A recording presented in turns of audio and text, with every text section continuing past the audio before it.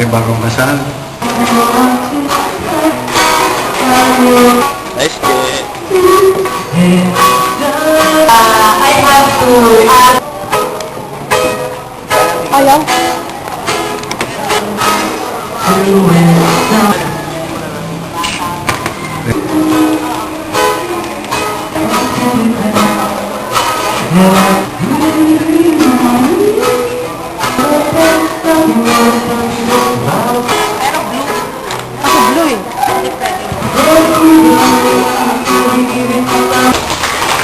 Pwede ko lang patayin? Alin?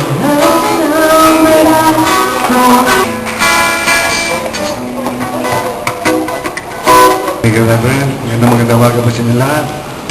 Sa...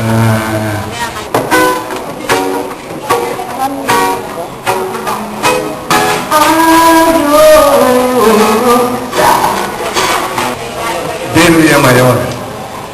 Mrs. Delia Mayor.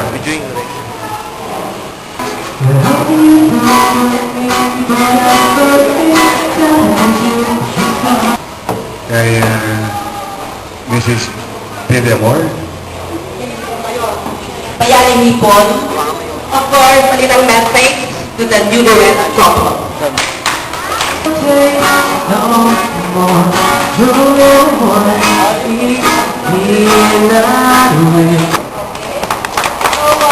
This is the day that the Lord has made. Of course, we have to celebrate your wedding day today. So, meaning to say, magkakaroon tayo ng linya, assist. And of course, God bless po. Congratulations and best wishes. Sabi natin pirma mo yan for the last time na miss you more.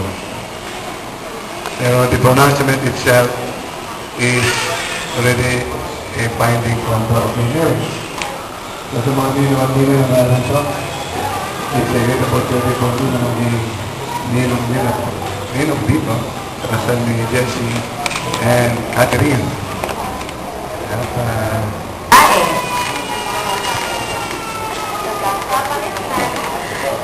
Masasabi ko lang, maging tapat kayo sa isa't isa, tapos pagyamanin nyo kung ano yung meron kayo sana.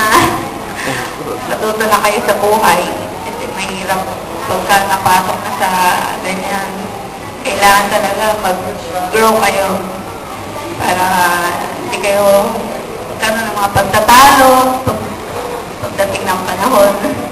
Yung mga sisihan, yun.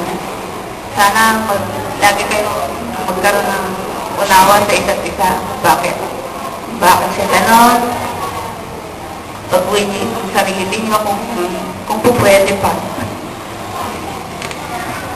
Okay, so napakabisa ng salita nila, no? Iisa lamang talaga ang kanilang motibo na kayo ay magsama habang buhay. Pero kayo po na umaayon sa bawat salita ko, little message para po sa mga bata.